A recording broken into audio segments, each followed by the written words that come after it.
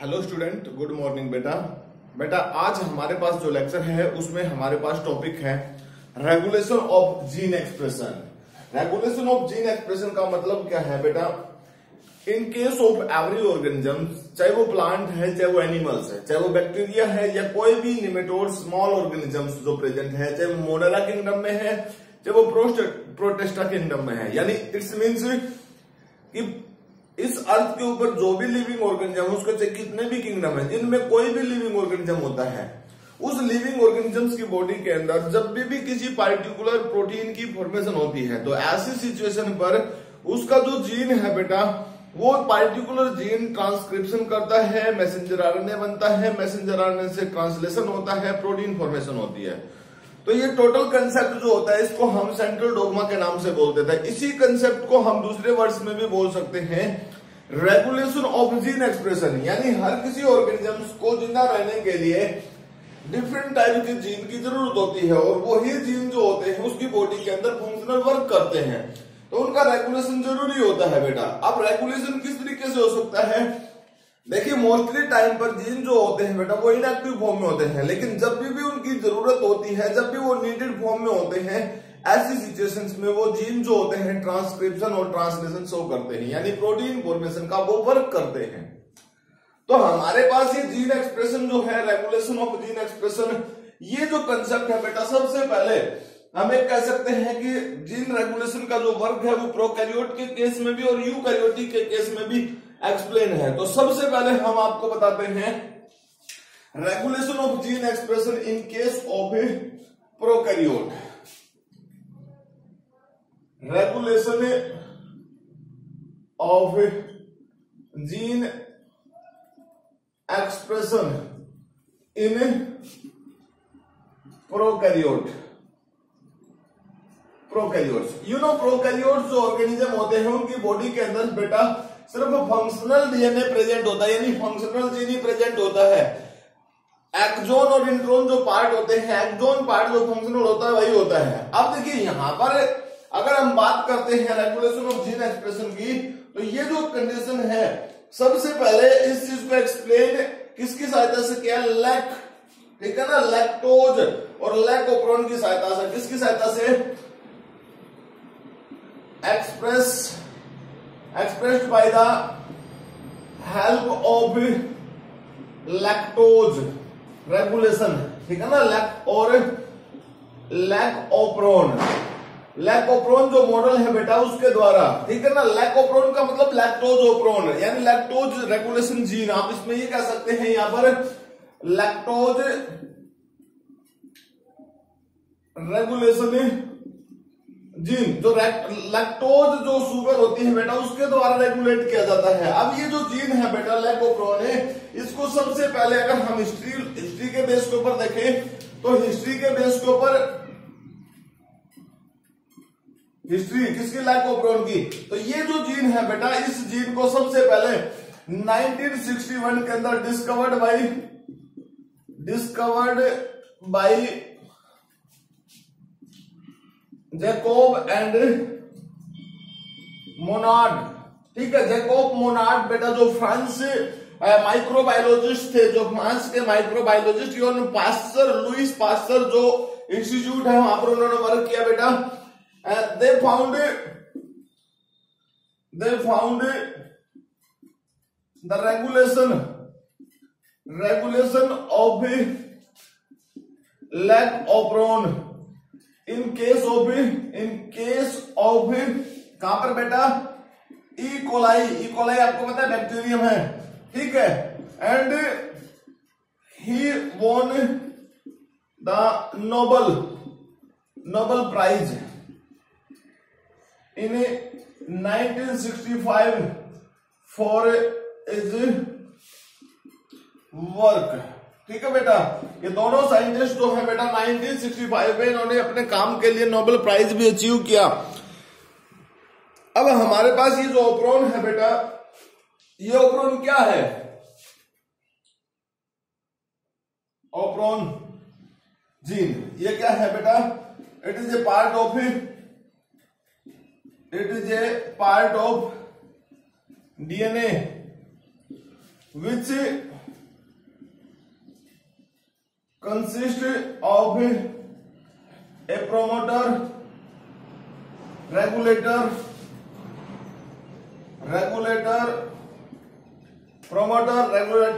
A operator and structural gene. इसमें structural gene भी होता है, और स्ट्रक्चरल जीन में जो जीन है बेटा उसको हमें lac Z, lac Y and lac, ठीक है, इसको हम किसके नाम से बोल सकते हैं, लैक ए के नाम से बोल सकते हैं। इन सभी जीन्स की अपनी एक फंक्शनल प्रोटीन है बेटा, अलग अलग हो गए, lac Z, lac Y, lac ए।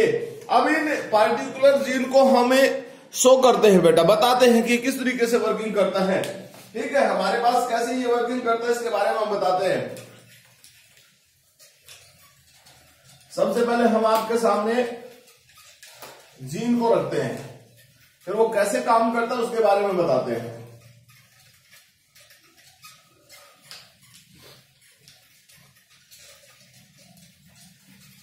यहां पर क्या होता है बेटा, जब इंड्यूसर प्रेजेंट होता है तो सिस्टम को वो ऑपरेट करता है। ठीक है, तो सबसे पहले हमें एक तरीके से जीन बनाते हैं बेटा। जीन जो हमारे पास है ना, कौन सा जीन, जिसको हम क्या बोल रहे हैं, लैक्टोज।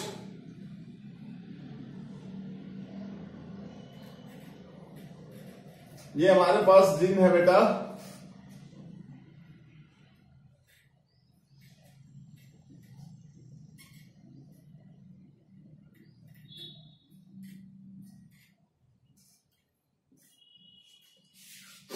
ठीक है।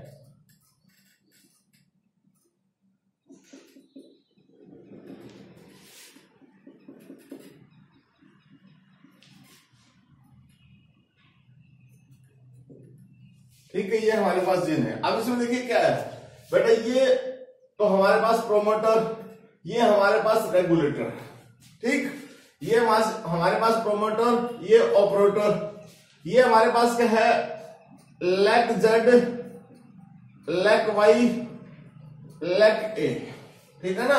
अब इस पार्टिकुलर जीन को आप देखें बेटा, इस जीन के अंदर हमने आप लोगों को बताया है कि रेगुलेटरी प्रोटीन जीन भी प्रेजेंट है।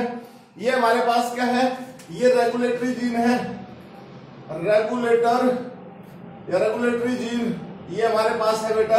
ये हमारे पास क्या है, प्रोमोटर, ये हमारे पास क्या है, ऑपरेटर, और ये हमारे पास इसके केस में क्या है बेटा, स्ट्रक्चरल जीन। अब देखिए इन सभी का काम होता है बेटा, क्या क्या काम होता है। देखिए रेगुलेटरी जीन जो हमारे पास प्रेजेंट होता है बेटा, वो रेगुलेटरी प्रोटीन बनाता है। ये जो रेगुलेटरी प्रोटीन होती है, जब पार्टिकुलर हमारे पास लैक्टोज जो वर्क करेगा, तो उस पार्टिकुलर लैक्टोज के वर्क करने पर इंड्यूसिबल जो प्रोटीन है या रिप्रेसिबल जो प्रोटीन हमारे पास प्रेजेंट होगी, उसके बेस के ऊपर प्रोमोटर और रेगुलेटरी प्रोटीन सिंथेसिस करेंगे। और जब रेगुलेटरी प्रोटीन सिंथेसिस होगी बेटा, तो उसी रेगुलेटरी प्रोटीन के बेस के ऊपर वर्किंग होगी, और रेगुलेटरी प्रोटीन ही जाकर नेक्स्ट जो स्ट्रक्चरल जीन है उसमें जो प्रोमोटर ऑपरेटर साइट है, उस पार्टिकुलर साइट को एक्टिव करेगी। अगर मान लीजिए इंड्यूसिबल हमारे पास लैकोप्रोन जब इंड्यूसिबल होगा, यानी जब इंड्यूसर प्रोटीन प्रेजेंट होगी, तो बेटा वो ऑपरेटर साइट्स को रेगुलेटरी प्रोटीन जो होगी वो एक्टिव होगी। तो इंड्यूसर अगर प्रेजेंट होगा तो रेगुलेटरी प्रोटीन इनएक्टिव होगी, और ऑपरेटर साइट्स के ऊपर आरएनए पॉलीमरेज आके जुड़ेगी बेटा, और वो उस पार्टिकुलर प्रोसेस को कंटिन्यू करेगी। लेकिन अगर मान लीजिए इंड्यूसर एब्सेंट है, तो regulatory active protein operator site पे जुड़ेगी और प्रोसेस को स्टॉप करवा देगी। अब ऐसे में हमारे पास ये प्रोमोटर जो है, जिनका काम क्या होता है, प्रोसेस को रेगुलेट करना होता है बेटा। इस पार्टिकुलर रेगुलेटरी जीन का काम होता है रेगुलेटरी प्रोटीन प्रोड्यूस करना। ऑपरेटर साइट का काम होता है जहां पर आरएनए पॉलीमरेज बाइंड करती है। अगर मान लीजिए एक्टिव रेगुलेटरी प्रोटीन पे बाइंड करते हैं तो वो साइट ब्लॉक हो जाती है बेटा। ये जो जीन प्रेजेंट है हमारे पास, इन तीनों जीन का अपना अपना काम है बेटा। ये स्पेसिफिक प्रोटीन रिलीज करते हैं, जैसे लैक जेड है बीटा गैलेक्टोसाइडेज रिलीज करता है, लैक वाई है परमीएज शो करता है बेटा, और लेक ए जो है वो ट्रांसफरेज जो एंजाइम्स होती है, जिसको हम ट्रांस एसिटाइलेज बोल सकते हैं, ट्रांस एसिटाइलेज एंजाइम सीक्रेट करती है। उन सब का काम क्या होता है बेटा, वो लैक्टोज को ग्लूकोज और गैलेक्टोज में कन्वर्ट कर देती है। वो लैक्टोज को किसी में कन्वर्ट कर देती है, ग्लूकोज और गैलेक्टोज में कन्वर्ट कर देती है सारी की सारी। अब हमारे पास लैकोप्रोन जो है बेटा, वो दो तरीके से हम उसको पॉसिबल बोल सकते हैं। लैकोप्रोन जो होता है वो एक तो हमारे पास इंड्यूसिबल होता है बेटा, और एक होता है रिप्रेसिबल। ठीक है, हमारे पास दो फॉर्म्स में प्रेजेंट है। ये कौन कौन सी दो फॉर्म में प्रेजेंट है, इंड्यूसिबल और रिप्रेसिबल। अब इंड्यूसिबल का केस अगर हम देखते हैं तो सबसे पहले देखिए इंड्यूसिबल, पहला केस क्या है हमारे पास, लैकोप्रोन इज इंड्यूसिबल। ठीक है, इंड्यूसिबल ओप्रोन। ठीक है बेटा, इंड्यूसिबल ओप्रोन का मतलब क्या होता है, इंड्यूसिबल का ओप्रोन का मतलब क्या होता है, जब इंड्यूसर प्रेजेंट होता है तब की बात हम कर रहे हैं। तो इंड्यूसिबल जब प्रेजेंट होता है तो देखिए हम इस चीज को फिर बनाते हैं बेटा, फिर ड्रॉ करते हैं यहां पर हमारे पास ही। और जब हम यहां पर ड्रॉ करते हैं तो उसमें क्या कंडीशन होती है, देखिए ये हमारे पास, अब इसमें दो कंडीशन है हमारे पास बेटा, ये प्रोमोटर ये रेगुलेटर। दो कंडीशन कौन कौन सी हमारे पास,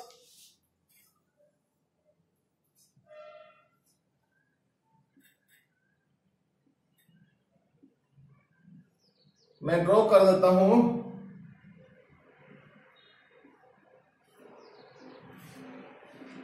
lake Z, lac Y, lac A. ठीक है, ये जीन है बेटा हमारे पास। इसमें क्या है, ये प्रोमोटर, ये ऑपरेटर साइट। ठीक है ना, ये हमारे पास जीन है बेटा। अब हमारे पास क्या होगा बेटा, दो कंडीशन है। व्हेन इंड्यूसिबल ऑपरेटर, यानी इंड्यूसिबल ऑपरेटर में है, जब हमारे पास इंड्यूसिबल ऑपरेटर में क्या क्या कंडीशन होती है, आप समझिए मेरी बातों को। Number one condition, when inducer absent. पहला केस मैंने लिखा नो इंड्यूसर, हम इंड्यूसिबल की बात कर रहे हैं, देखिए इंड्यूसर है ही नहीं बेटा, तो इंड्यूसिबल नहीं है ये। ठीक है, तो यहां पर आप बात देखिए, पहले समझिए मेरी बातों को। नंबर वन, ये प्रोमोटर जो होता है बेटा, इस रेगुलेटरी प्रोटीन को सिग्नल प्रोवाइड करता है। जब ये रेगुलेटरी प्रोटीन को, रेगुलेटरी जीन को सिग्नल प्रोवाइड करता है, तो ये रेगुलेटरी जो जीन होता है ये क्या करता है बेटा, दे सिंथेसाइज एमआरएनए। ये एमआरएनए सिंथेसिस करता है। अब ये जो एमआरएनए है बेटा, ये क्या करता है, इट मेक्स ए प्रोटीन। ये क्या करता है, पार्टिकुलर प्रोटीन बनाता है बेटा। और ये पार्टिकुलर प्रोटीन जो होती है कैसी फॉर्म में होती है, एक्टिव फॉर्म में होती है। मतलब क्या होता है, ये जो प्रोटीन बन गई that is called repressible protein, repressor protein होगी। और बेटा ये कैसी है, एक्टिव है। आप ये बात याद रखना, यहीं से आपको बात समझ में आएगी। रिप्रेसर प्रोटीन जो है वो कैसी है बेटा, एक्टिव फॉर्म में है। ये जो रिप्रेसर प्रोटीन है ये एक्टिव फॉर्म में प्रेजेंट है। और ये पता क्या करती है कि ये जो ऑपरेटर साइट है हमारे पास, ये ऑपरेटर साइट है ना, इस पार्टिकुलर ऑपरेटर साइट्स के ऊपर इस प्रोटीन की बाइंडिंग साइट्स प्रेजेंट है। क्या चीज है, इस ऑपरेटर साइट्स के ऊपर इस पार्टिकुलर प्रोटीन की बाइंडिंग साइट प्रेजेंट है। अब इस पार्टिकुलर बाइंडिंग साइट पे एक और कंडीशन जुड़ती है, that is called the RNA polymerase. ये आरएनए पॉलीमरेज क्या करती है, आगे ट्रांसलेशन करवाती है, ट्रांसक्रिप्शन करवाती है, ट्रांसलेशन करवाती है किसका, स्ट्रक्चरल जीन का। अब आप यहां से ध्यान से देखिए बेटा, जब हमारे पास रिप्रेसर प्रोटीन एक्टिव प्रोटीन है, तो ऐसी सिचुएशन में ये क्या करेगी, ये पार्टिकुलर जो रिप्रेसर प्रोटीन है यहां से ये एक्टिव फॉर्म में है, और ये कहां जाएगी, ये जाएगी इस पार्टिकुलर ऑपरेटर साइट पे। और इस पार्टिकुलर ऑपरेटर साइट पे ये प्रोटीन जुड़ी। जब ये पार्टिकुलर ऑपरेटर साइट पे ये प्रोटीन जुड़ी बेटा, तो यहां से क्या हुआ, ये ऑपरेटर जो है वो कंप्लीटली ब्लॉक होगा। अब इस पार्टिकुलर ब्लॉकेज के कारण ये जो प्रोटीन है, कौन सी, आरएनए पॉलीमरेज, इस पार्टिकुलर साइट पे नहीं जुड़ पाएगी। कब नहीं जुड़ पाती, जब हम किस में पढ़ रहे हैं बेटा, इंड्यूसिबल ऑपरोन पढ़ रहे हैं। आप याद रखना, इंड्यूसिबल ऑपरोन और इंड्यूसिबल ऑपरोन होने पर नो इंड्यूसर प्रेजेंट। इंड्यूसिबल है लेकिन इंड्यूसर की जो प्रोटीन, इंड्यूसर जो है हमारे पास वो क्या है, लैक्टोज है। इंड्यूसर क्या है बेटा, लैक्टोज, वो प्रेजेंट है ही नहीं। जब ये हमारे पास एब्सेंट है लैक्टोज, नो इंड्यूसर, और इंड्यूसर क्या है, लैक्टोज, क्योंकि लैक ऑपरोन हम पढ़ रहे हैं बेटा, लैक्टोज है, वो प्रेजेंट ही नहीं है। तो यहां पर ये प्रोमोटर जो है इस रेगुलेटरी प्रोटीन का सिंथेसिस करेगा। रेगुलेटरी प्रोटीन क्या है, एक तरीके से एक्टिव प्रोटीन है, इंड्यूसर प्रेजेंट नहीं, इसकी एक्टिवनेस पे कोई इफेक्ट नहीं आएगा। जब ये एक्टिव होगी तो ऑपरेटर साइट पे जुड़ेगी। जिस ऑपरेटर साइट के ऊपर क्या जुड़ना था, आरएनए पॉलीमरेज जुड़नी थी, लेकिन उसकी जगह पर तो क्या जुड़ गया, रेगुलेटरी प्रोटीन जुड़ गई। ये रेगुलेटरी प्रोटीन जुड़ गई। अब इस पार्टिकुलर साइट पे ये नहीं जुड़ा, इसका मतलब आगे का जो प्रोसेस है वो टर्मिनेट होगा। ठीक है, नो ट्रांसक्रिप्शन, ठीक है, नो ट्रांसलेशन, कोई ट्रांसक्रिप्शन नहीं, कोई ट्रांसलेशन नहीं, प्रोसेस स्टॉप। समझ गए ना आप मेरी बात? बेटा जो मैंने बात कही है वो आप समझ गए। मैं एक बार फिर रिपीट कर देता हूं इस कंसेप्ट को। देखिए हमारे पास प्रोमोटर रेगुलेटर जीन है, प्रोमोटर ऑपरेटर और स्ट्रक्चरल जीन है। ये सारा का सारा हमारे पास लैकोप्रोन है। सबसे पहले क्या हुआ, जब हमारे पास ये हमेशा जो रेगुलेटरी जीन है बेटा, ये रेगुलेटरी प्रोटीन बनाएगा और हमेशा एक्टिव प्रोटीन बनाएगा। आप इस बात को ध्यान रखना, ठीक है। इसने रेगुलेटरी प्रोटीन एक्टिव बनाई। हमने कहा नो इंड्यूसर, इंड्यूसिबल तो है बट इंड्यूसर है ही नहीं हमारे पास। जब इंड्यूसर हमारे पास है ही नहीं तो ये इंड्यूसर पे ही डिपेंड करता सारा का सारा कंसेप्ट। कैसे, इंड्यूसर नहीं है तो ये एक्टिव प्रोटीन जो है एक्टिव ही रहेगी, और ये एक्टिव प्रोटीन यहां से जाएगी किसके पास, इस ऑपरेटर साइट के ऊपर। जब ऑपरेटर साइट पे ये प्रोटीन जाएगी बेटा तो रेगुलेटरी प्रोटीन इस फ्री साइट जो ऑपरेटर की इस पे कंबाइन हो जाएगी। इस फ्री साइट के ऊपर क्या जुड़ना था, आरएनए पॉलीमरेज जुड़नी थी।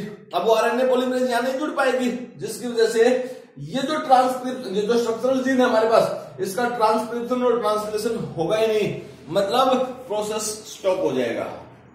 सेकंड हमारे पास क्या है, इंड्यूसिबल्स में वो कंडीशन जब हमारे पास इंड्यूसर प्रेजेंट है।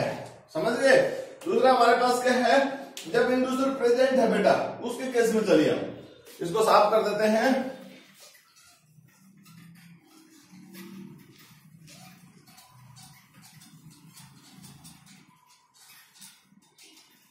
ठीक है, दूसरा केस हमारे पास क्या है, when inducer present.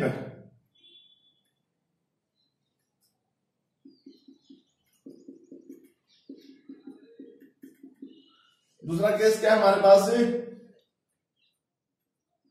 Inducer present, और इंड्यूसर ये प्रेजेंट हो गया बेटा। ये क्या है, लैक्टोज है हमारे पास। पहले में एब्सेंट था, ठीक है। आपके केस में देखिए क्या हुआ, ये पार्टिकुलर प्रोमोटर है रेगुलेटर जीन के पास, इसने सिग्नल भेजा, इसने अपना वही काम किया, मैसेंजर आरएनए बनाया बेटा, और मैसेंजर आरएनए की सहायता से इसने क्या किया, फिर से वही वर्क किया। इसने तो अपनी रेगुलेटरी प्रोटीन बनाई, इसने अपनी क्या बनाई, रेगुलेटरी प्रोटीन बनाई बेटा, ठीक है। इसने अपनी रेगुलेटरी प्रोटीन बनाई, ये क्या बन गया, रिप्रेसर इज एक्टिव। रिप्रेसर जो प्रोटीन है बेटा वो एक्टिव है हमारे पास। ये रिप्रेसर प्रोटीन है जो क्या हमारे पास एक्टिव है। अब देखिए हमने क्या कहा बेटा कि इंड्यूसर प्रेजेंट। अब हमारे पास इंड्यूसर प्रेजेंट है। आप यहां देखिए इंड्यूसर प्रेजेंट है और लैक्टोज है इंड्यूसर। ये इंड्यूसर कहां जाएगा, इस साइड के ऊपर। यहां पर इंड्यूसर जुड़ा, यहां पर इंड्यूसर जुड़ा। अब देखिए when inducer bind with, when inducer bind with repressor site, then inactivate the protein। ठीक है, जैसे ये इसके ऊपर बाइंड हुआ बेटा, ये जो प्रोटीन थी ना वो इनएक्टिव होगी। क्या होगी? इनएक्टिव फॉर्म में आ गई। समझ गए ना, पहले वो एक्टिव थी, अब इनएक्टिव फॉर्म में आ गई। इसको जाना कहां था? यहां से जाना था इसको यहां पर। अब ये इस पार्टिकुलर साइट पे नहीं जा पाई। क्यों? क्योंकि इनएक्टिव होगी, जुड़ ही नहीं पाएगी। गई तो, लेकिन वहां पर बाइंड नहीं हो पाई। और जब बाइंड नहीं हो पाई तो इसकी जो ये पहले वाली शेप थी ना, क्यों नहीं बाइंड हुई बेटा? इसमें स्ट्रक्चरल कॉन्फ़िगरेशन हुआ, मतलब कॉन्फ़िगरेशनल चेंज हुआ इसके अंदर। ये जो इसकी साइड थी देखो वो कैसी है और ये कैसी होगी।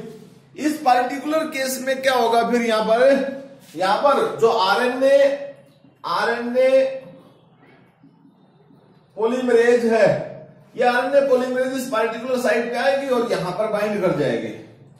जब ये यहां पर बाइंड करेगी तो बेटा फॉरवर्ड डायरेक्शन में प्रोसेस जाएगा। जब ये फॉरवर्ड डायरेक्शन में प्रोसेस को शो करेगी तो इस पूरे प्रोसेस में क्या होगा, मतलब ये पार्टिकुलर लेग जेड जो है कन्वर्टेड इनटू एमआरएनए।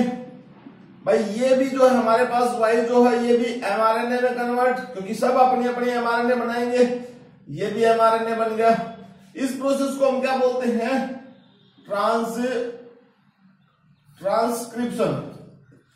ट्रांसक्रिप्शन हुआ।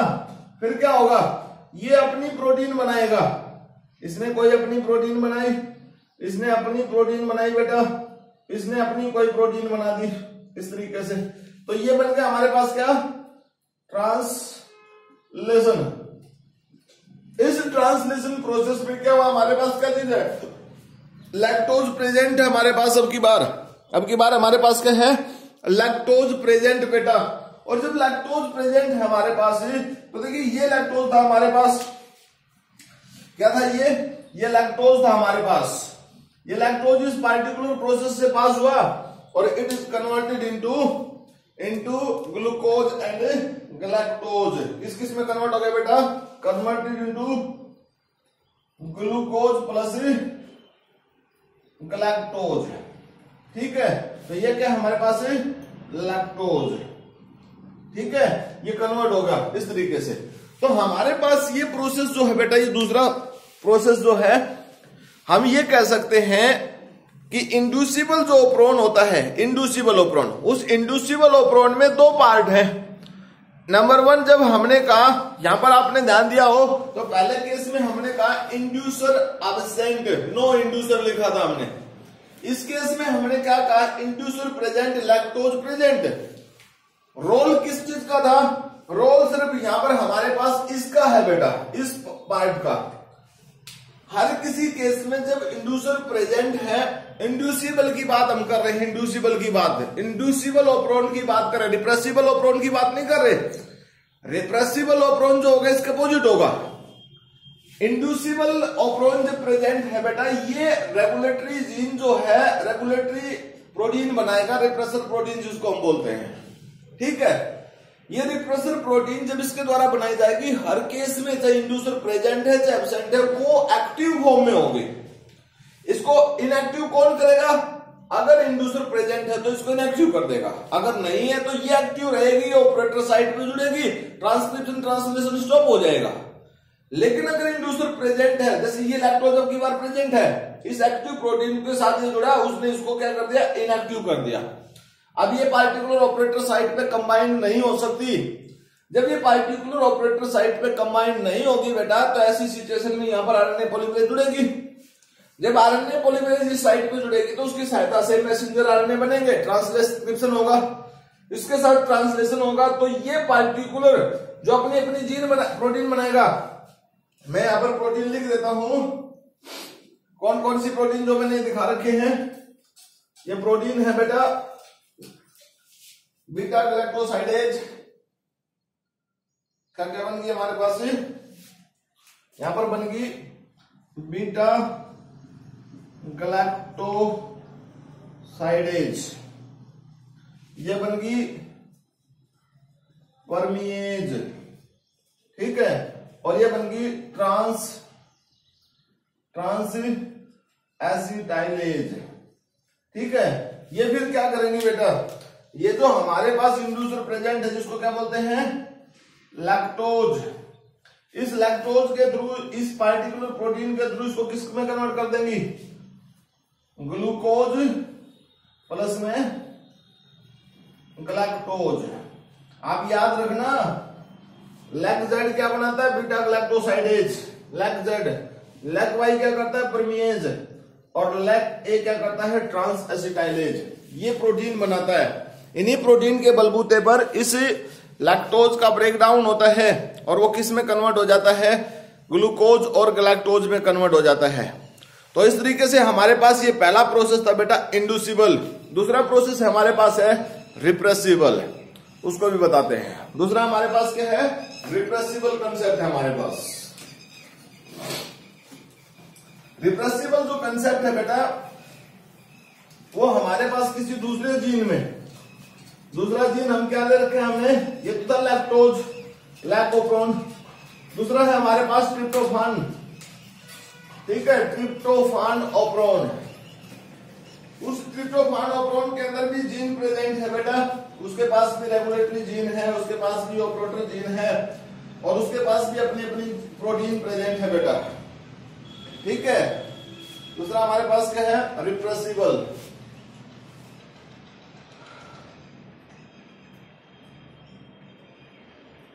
रिप्रेसिबल ओप्रोन, ठीक है। हम अगर जीन का डायग्राम बनाए यहाँ पर हमारे पास है, तो जीन में हमारे पास क्या बेटा, हमने आपको बताया था कि वही कंडीशन यहाँ पर है।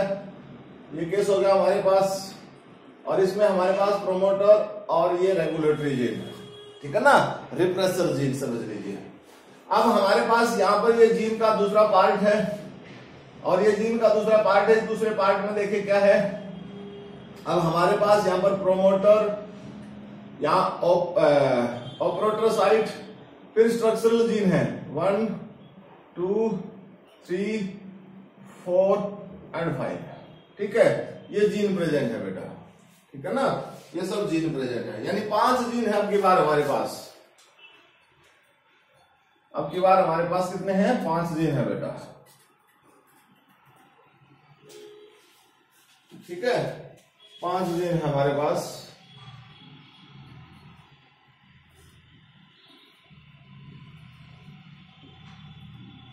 ठीक है, वो 5 जीन कौन कौन से हैं बेटा,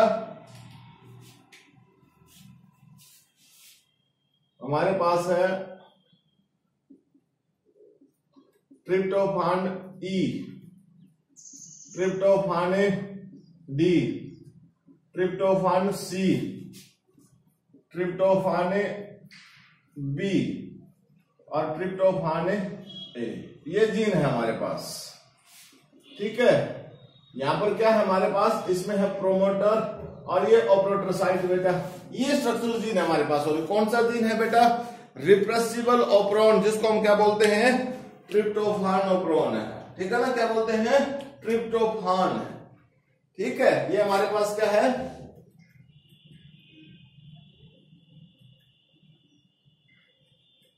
ओप्रोन। और इस ओप्रोन में कितने जीन है बेटा, इट कंटेन 5 जीन्स, ठीक है ना, इट कंटेन 5 जीन्स। इसके बारे में हम आपको बताते हैं ये कौन सा है, रिप्रेसिबल है।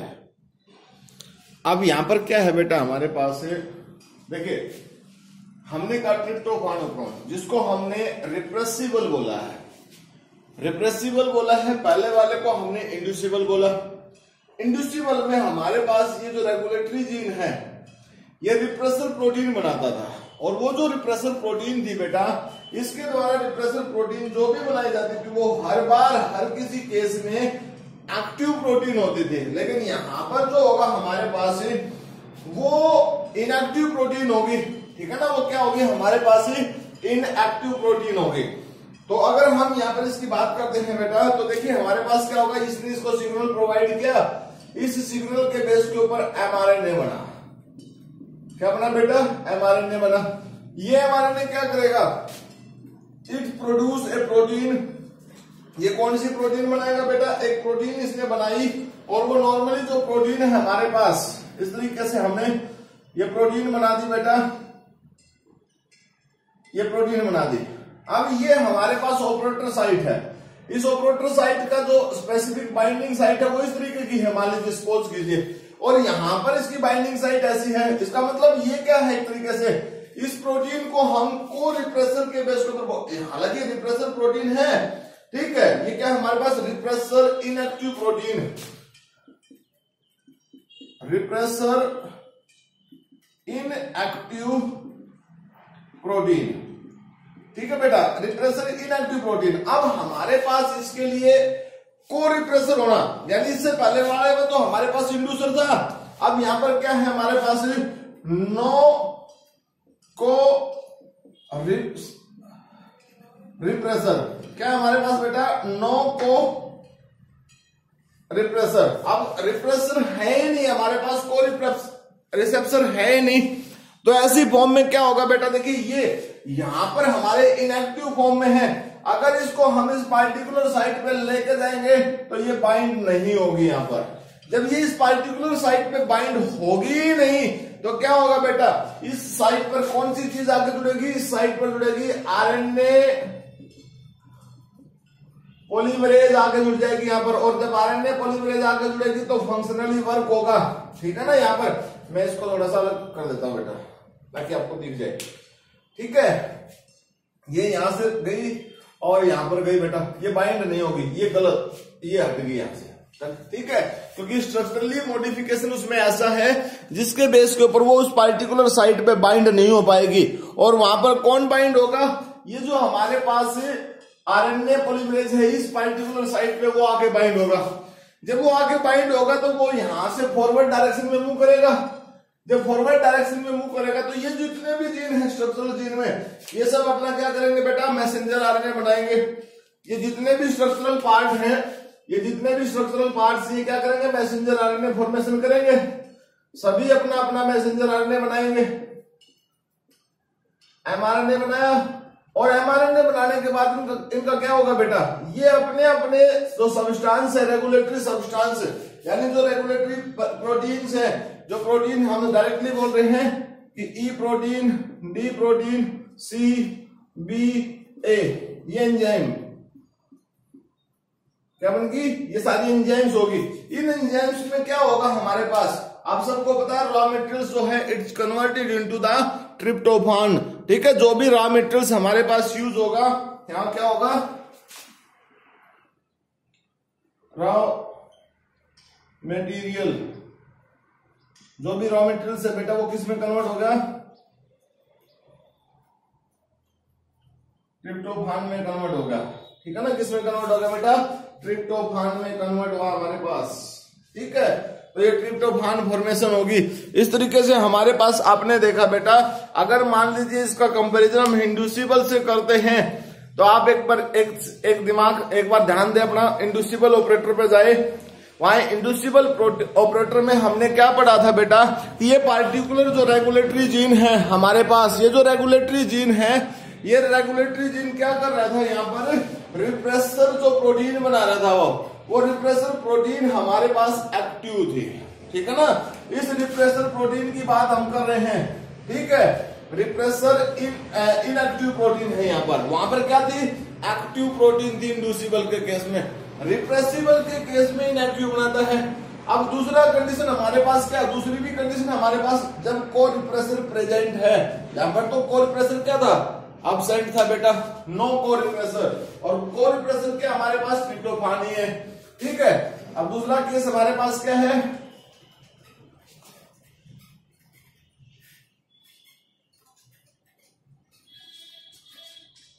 दूसरा केस हमारे पास है बेटा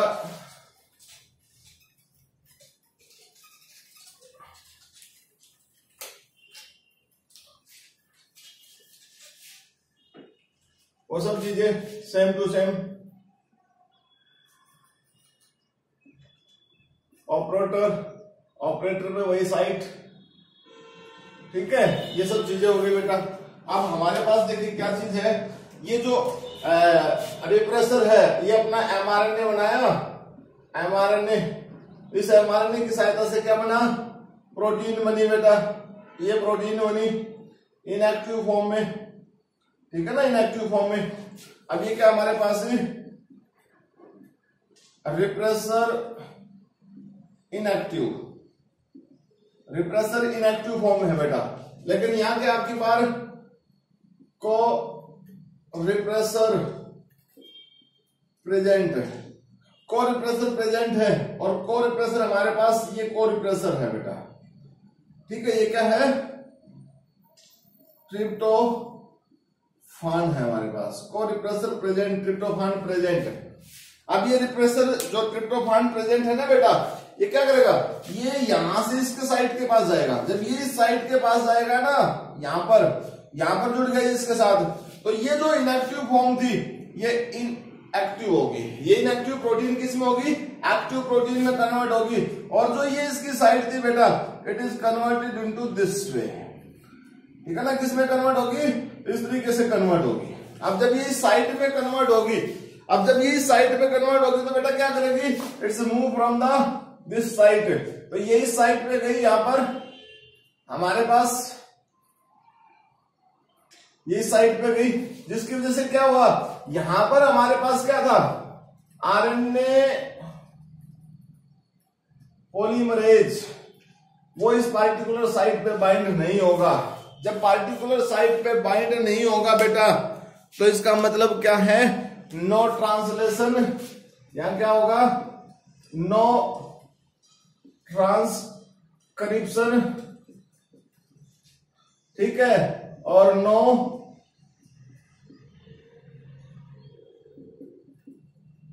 ट्रांसलेशन, कोई ट्रांसक्रिप्शन नहीं, कोई ट्रांसलेशन नहीं होगा। जब कुछ भी नहीं होगा तो कुछ नहीं बनेगा बेटा, प्रोसेस जो होगा वो खत्म हो जाएगा। तो इस तरीके से हमारे पास ये सेकंड फेज है बेटा, जिस फेज के अंदर हमने आपको क्या बताया है, देखिए अब सिंपली देखिए, रिप्रेसिबल ऑपरेंड जो होता है वो इनएक्टिव रिप्रेसर प्रोटीन बनाता है। इंड्यूसिबल ऑपरेंड जो था बेटा, वो एक्टिव रिप्रेसर प्रोटीन बनाता था। यहां पर इनएक्टिव फॉर्म को जब पहले केस में हमारे पास क्या था बेटा, जब यहां पर को रिप्रेसर अब्सेंट था, अब तो प्रेजेंट दिखा रखे हमने, अब्सेंट था, तो इसने मैसेंजर आरएनए की सहायता से अपनी रिप्रेसर प्रोटीन इनएक्टिव फॉर्म में बनाई। वो इनएक्टिव प्रोटीन जो थी इस पार्टिकुलर साइट पे गई, इनएक्टिव होने के कारण यहां नहीं जुड़ पाई, जिसकी वजह से आरएनए पॉलीमरेज जुड़ा और प्रोसेस कंप्लीट हो गया था बेटा। लेकिन ये जो प्रोसेस है हमारे पास, इस प्रोसेस के अंदर देखिए आप क्या है, को रिप्रेसर प्रेजेंट, को रिप्रेसर इस रिप्रेसर प्रोटीन के साथ जुड़ेगा, इसको इनएक्टिव से एक्टिव कर देगा, और एक्टिव करेगा तो ये ऑपरेटर साइट पे जाके बाइंड हो जाएगी, बाइंड होगी बेटा। आरएनए पॉलीमरेज के लिए जो साइट फ्री थी वो यहाँ साइट पर प्रेजेंट नहीं होगी। जब आरएनए के साथ ये साइट प्रेजेंट नहीं होगी, फ्री साइट प्रेजेंट ही नहीं होगी बेटा, तो क्या होगा, आरएनए पॉलीमरेज नहीं जुड़ेगी, ट्रांसक्रिप्शन का और ट्रांसलेशन का प्रोसेस स्टॉप हो जाएगा, कोई प्रोसेस नहीं होगा। तो इस तरीके से हमारे पास यहां पर हमने दो चीजें बताई बेटा। पहला केस हमने बताया लैकोप्रोन में हमने प्रोटीन का जो जिक्र किया बेटा, वो जिक्र हमने किसके बेस के ऊपर किया, जब इंड्यूसिबल कंडीशन प्रेजेंट है। दूसरा केस हमने यहां पर किया, कब किया, जब रिप्रेसिबल केस है। तो सिर्फ डिफरेंस क्या है, रिप्रेसर में जो एक्टिव है और रिप्रेसर जो प्रोटीन है बेटा, ये जो रेगुलेटरी प्रोटीन है, रेगुलेटरी प्रोटीन जो रिप्रेसर प्रोटीन बनाती है, इनएक्टिव बनाती है, रिप्रेसिबल में इनएक्टिव बनाती है, इंड्यूसिबल में एक्टिव बनाती है। वो कंट्रोल किसके द्वारा किया जाता है, इंड्यूसर के द्वारा या को रिप्रेसर के द्वारा। समझ गए, आपको सिर्फ इतना सा देखना है, इसके बाद ये प्रोसेस कंटिन्यू आप समझ जाओगे। जब आपको इसको समझोगे अच्छे से तो ये आपके समझ में आ जाएगा, आप इसको अपनी नोटबुक में करोगे। उसके बाद हमारे पास है बेटा expression of gene regulation in eukaryotes. बेटा प्रोकैरियोट के कंपैरिजन में अगर यूकैरियोट्स का कंपैरिजन देखें तो यूकैरियोट्स के केस में हमने आपको एक बात बताई थी कि यूकैरियोट्स के केस में मोनोसिस्टोनिक जीन होते हैं, जबकि प्रोकैरियोट में पॉलीसिस्टोनिक जीन होते हैं। यूकैरियोटिक ऐसा ऑर्गेनिज्म है जिसकी बॉडी के अंदर एक जीन को कोई दूसरा जीन भी अफेक्ट करता है। तो ऐसे में हमारे पास बहुत सारे फैक्टर हैं जो रेगुलेटरी फैक्टर का काम करते हैं। यहां पर इनहेंसर भी है, रेगुलेटर भी है, ऑपरेटर भी है, प्रोमोटर भी है, पैलियोट्रोपी भी रोल प्ले करती है। तो बेटा एक्सप्रेशन ऑफ जीन रेगुलेशन यानी जीन रेगुलेशन का जो प्रोसेस है यूकैरियोट्स के केस में इतना आसान नहीं है। क्यों, मैंने अभी आपको बताया कि उसके केस में डिफरेंट साइट्स हैं, डिफरेंट वे हैं जिसके बेस के ऊपर जीन को रेगुलेट करना इतना आसान नहीं है।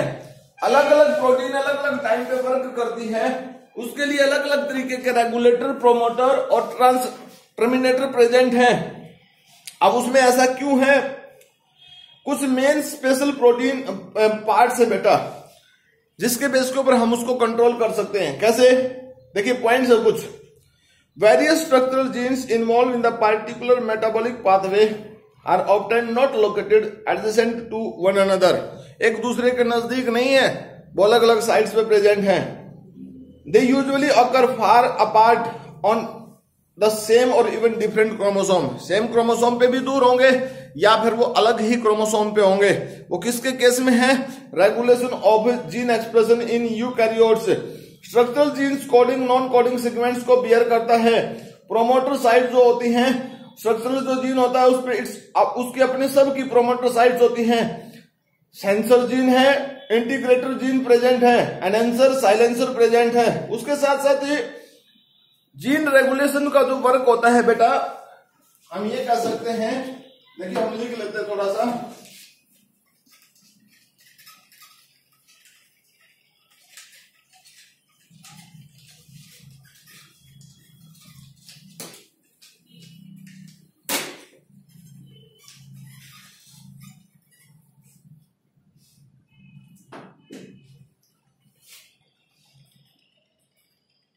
Regulation of gene expression in eukaryotes. हम ये कह सकते हैं in case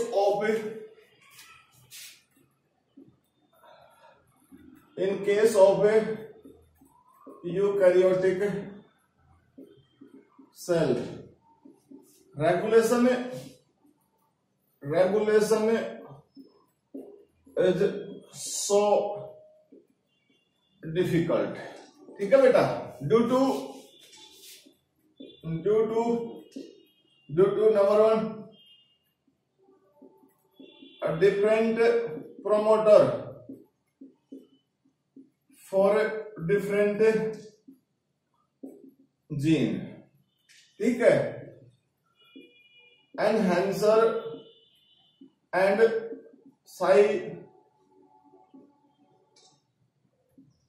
silencer gene present.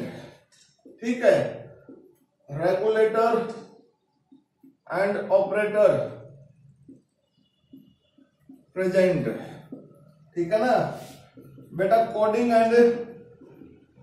And non coding, मतलब जिसको हम क्या बोलते हैं, exon and intron sites present.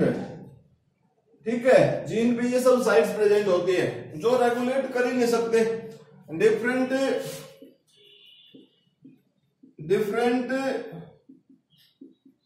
promoters are found on different site of the same gene,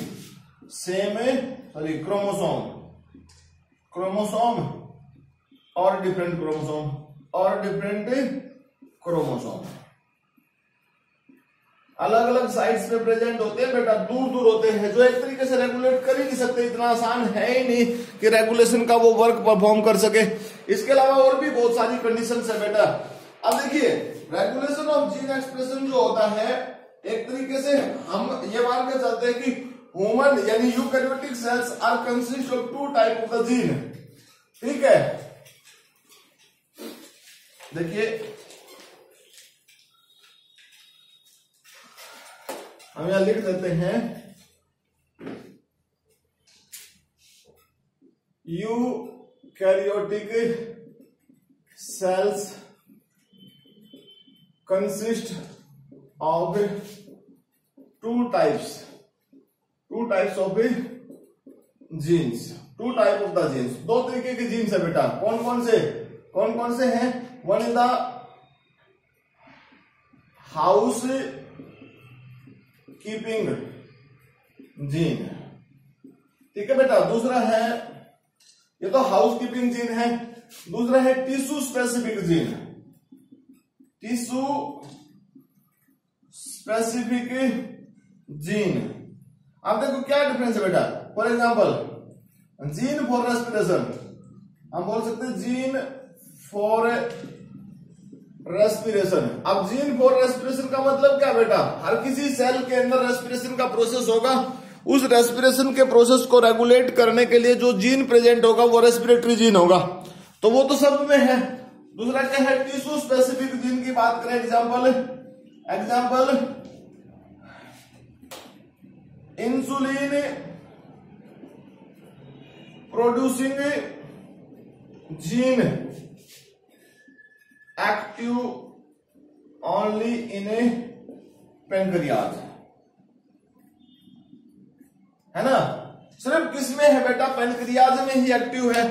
इसका मतलब ये क्या होगा, टिश्यू स्पेसिफिक जीन होगा, यानी बीटा सेल ही तो इंसुलिन सिक्रीट कर सकती हैं या कोई भी सेल इंसुलिन सिक्रीट कर देगी बेटा, ऐसा पॉसिबल नहीं है। तो एक तरीके से हम ये कह सकते हैं कि प्रोकैरियोट के कंपैरिजन में यूकैरियोट के केस में रेगुलेशन ऑफ जीन एक्सप्रेशन बहुत डिफिकल्ट है, और उसका रीजन हमने आपको बता दिया कि डिफरेंट केसेस हैं, enhancer, silencer, operator, promoter, regulator, exon, intron, ये सब डिफिकल्टीज हैं जो रेगुलेट कर इतना आसान नहीं होता बेटा जिसके केस में, ठीक है।